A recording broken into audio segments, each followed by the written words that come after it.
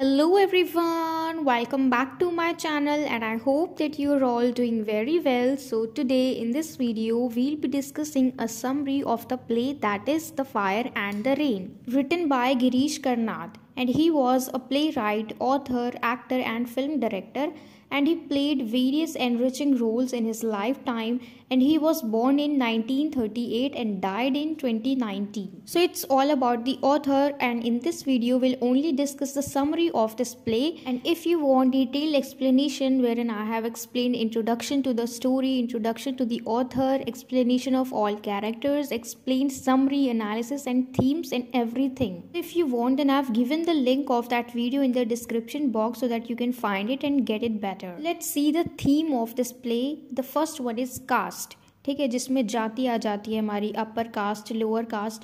फिर हम देखेंगे लस्ट एंड एंगर, उसके बाद spiritual power, revenge, jealousy and gender disparity. तो इन सारी चीज़ों को हम देखेंगे इस प्ले में, the fire and the rain. So this story is based on two Brahmin family. सबसे पहली है रेब्या की फैमिली और दूसरी है सेज भारद्वाज की, और ये दोनों आपस में सगे भाई हैं। और रेब्या की फैमिली में उसके 2 बेटे और एक बहू है, और सेज भारद्वाज की फैमिली में सिर्फ उसका बेटा है या वाकरी। और ये दोनों ही फैमिली प्रीस्ट्स हैं, यानी पुजारी हैं। ये लोग पूजा करवाते हैं क्योंकि ये लोग ब्राह्मण हैं, तो इनका ज़्यादा सहयोग जो होता है ये इन्हीं कार्यों में होता है, ठीक है। तो ये लोग पूजा पाठ करवाते हैं। और इनमें लड़ाई किस बात की होती है दोनों फैमिली के बीच, कि सेज भारद्वाज का जो बेटा है या वाकरी, उसे बहुत ज़्यादा बुरा लग जाता है क्योंकि इस गांव में एक फायर सेक्रीफाइस होने वाला है, इसकी पूजा होने वाली है। तो इस पूजा के लिए रेब्या को चुन लिया जाता है और उसके बेटे को चुन लिया जाता है। और यावाकरी को लगता है कि मेरे पिताजी यानी सेज भारद्वाज इस काम को ज़्यादा डिज़र्व करते थे, उन्हें एज अ चीफ प्रीस्ट चुनना चाहिए था, लेकिन उन्हें ना चुन के यावाकरी के जो चाचा जी हैं यानी रेब्या है उसको चुन लिया जाता है, उसके बेटे को चुन लिया जाता है और उसके बड़े बेटे को चीफ प्रीस्ट बना दिया जाता है। तो यावाकरी बहुत ज़्यादा गुस्सा हो जाता है इस बात से, उसे जलन होने लग जाती है और ये 10 साल की तपस्या करके इंद्रदेव को मना करके उनसे स्पिरिचुअल पावर्स ले लेता है, यूनिवर्सल नॉलेज ले लेता है और उसके बाद से बदला लेना शुरू कर देता है। तो इस पूरे प्ले की स्टार्टिंग होती है इन कुछ लाइन से, it has not rained adequately for nearly 10 years. यानी इस लाइन से हम समझ सकते हैं कि जिस गांव में ये लोग रहते हैं वहाँ पे 10 सालों से बारिश नहीं हुई है, सही मात्रा में वहाँ पे बारिश नहीं हुई है, वहाँ सूखा पड़ा हुआ है, अकाल पड़ा हुआ है, ठीक है।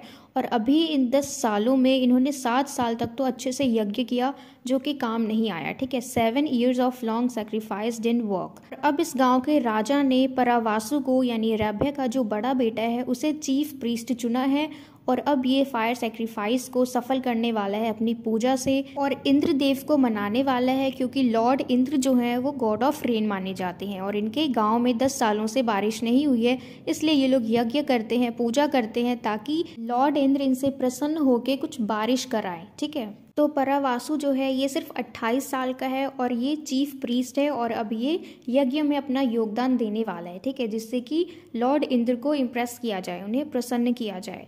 तो अब इसका छोटा भाई जो है अरावासु, ये 2 भाई हैं, अरावासु और परावासु।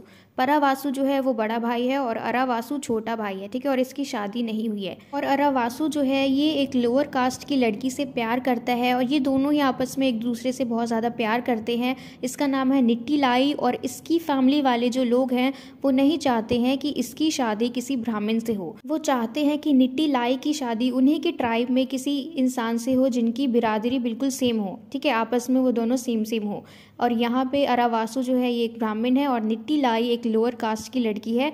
तो ये दोनों बिल्कुल भी आपस में मैच नहीं कर रहे हैं, इनका जो स्टैंडर्ड है वो मैच नहीं हो रहा है, लेकिन फिर भी ये दोनों साथ रहना चाहते हैं, एक दूसरे से शादी करना चाहते हैं। लेकिन निट्टीलाई की फैमिली जो है वो अरावासु को मना कर देते हैं और लास्ट में इनकी शादी कैंसिल हो जाती है। अभी अरावासु और निट्टीलाई जो है ये यावाकरी के हर्मिटेज पे जाते हैं, उसके आश्रम में जाते हैं, क्योंकि यावाकरी ने इन्हें कुछ बात करने के लिए बुलाया था। और वही है अंध का जो कि पहरा देता है उसके हर्मिटेज के पास। ये ब्लाइंड है, ठीक है, अंधा है, लेकिन इसके बाकी सारे सेंसेस काम करते हैं और ये उनकी फुटस्टेप्स को ही सुन के पहचान लेता है कि कौन आ रहा है, और अभी भी इसने पहचान लिया कि ये अरावासु और निट्टीलाई हैं। तो ये दोनों यहाँ पे खड़े होकर कुछ देर इंतजार करते हैं और अंधका से बात करते हैं, और इतने में यावाकरी नहीं आता तो ये दोनों चलते चलते फॉरेस्ट की तरफ चले जाती हैं। और विशाखा जो है ये 26 ईयर्स ओल्ड की है और ये परावासु की वाइफ है और अरावासु की रिश्ते में भाभी लगी।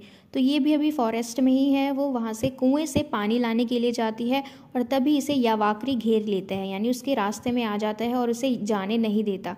देखो यावाकरी जो है ये 10 साल की तपस्या के लिए जाता है, तो ये विशाखा को छोड़ के चला जाता है। लेकिन शादी से पहले, विशाखा की शादी से पहले ये दोनों लवर्स थे, ठीक है। तो यहाँ पे बहुत सारी बातें होती है। यावाकरी जो है इसे इमोशनल कर देता है पुरानी बातों को करके, और वो सोचता है और वो उसे अपनी बातों में फुसलाता है कि मुझे तो लगा था कि तुमने अभी तक शादी नहीं करी होगी, लेकिन तुमने शादी कर ली।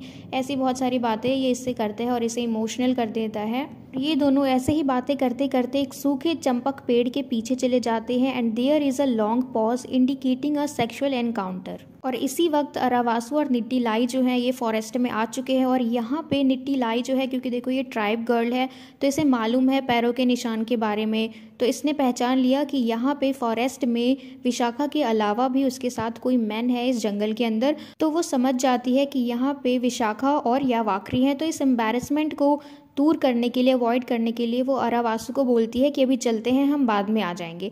लेकिन अरावासु नहीं मानता और वो देखता है वहाँ पे एक मटका पड़ा हुआ होता है, और यावाकरी जो है वो उस पेड़ के पीछे जाके सब देख लेता है। अब यहाँ पे देखो क्या होता है, विशाखा जो है ये एम्बैरेस होकर घर पे चली जाती है, ठीक है। और जब ये घर जाती है तो वहाँ पे रैभ्या मौजूद होता है। रैभ्या कौन है? ये परावासु और अरावासु के पिता हैं, यानी इसके फादर इन लॉ, इसके ससुर जी हैं।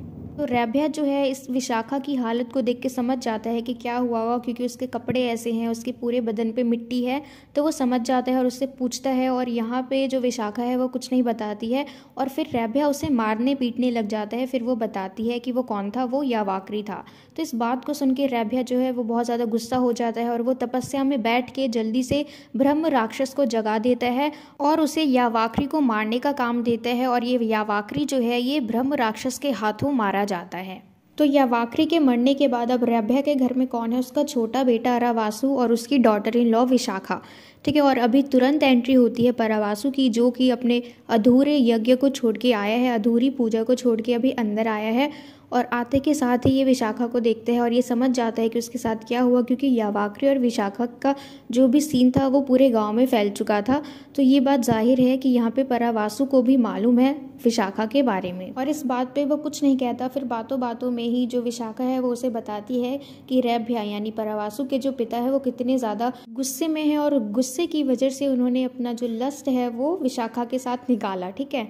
Means he expressed his anger jealousy through lust with Vishakha his own daughter in law. और ये गुस्सा क्यों है? क्योंकि चीफ प्रीस्ट के लिए रैभ्या को ना चुन के उनके बेटे को चुन लिया गया, और चीफ प्रीस्ट बनना था रैभ्या को, ठीक है। तो यहाँ पे ये अपने खुद के बेटे से जल रहा है और इसलिए इसको गुस्सा आया, ठीक है। और इस बात को सुन के जो परावासु है ये अपना तीर और धनुष निकालता है और सीधे विशाखा की तरफ कर देता है, और उसी रूम में मौजूद है रैभ्या।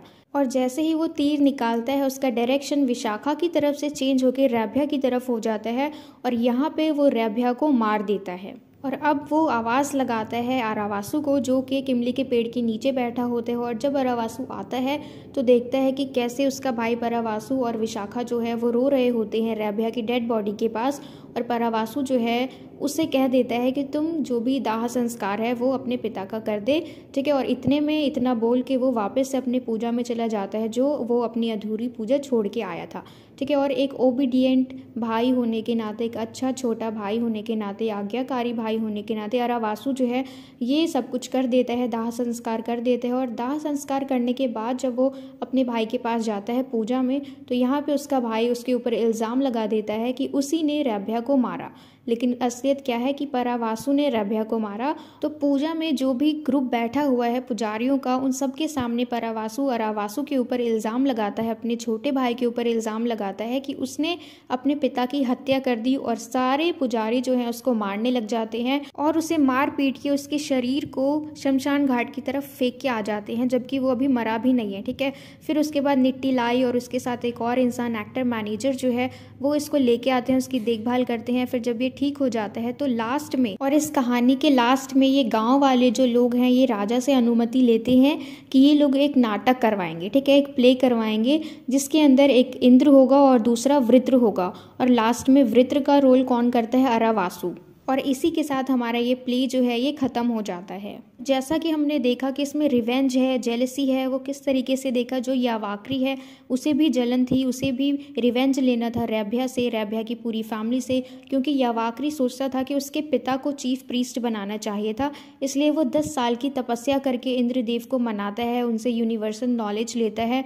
और लास्ट में हम देखेंगे कि जैसे वो विशाखा के साथ जो भी उसका बिहेवियर था, सेक्सुअल एनकाउंटर था, कि उसे सचमुच विशाखा से कोई प्यार नहीं था, लेकिन उसे बदला लेना था और वो परावासु की वाइफ है तो इसलिए उसने उसका यूज़ किया, ठीक है। तो बदले के चक्कर में ये यावाक्री लास्ट में ब्रह्म राक्षस के थ्रू मारा गया। उसके बाद हम देखेंगे रेभ्या, जिसको कि खुद के बेटे से ही जलन थी और लास्ट में वो भी मारा गया, ठीक है। फिर हम देखेंगे परावासु जो कि सबसे तेज़ निकला, उसने अपने पिता को भी मार दिया, अपने भाई की पूरी इमेज खराब कर दी, जबकि उसने खुद अपने पिता को मारा। और इसका इल्ज़ाम किसके ऊपर लगा दिया?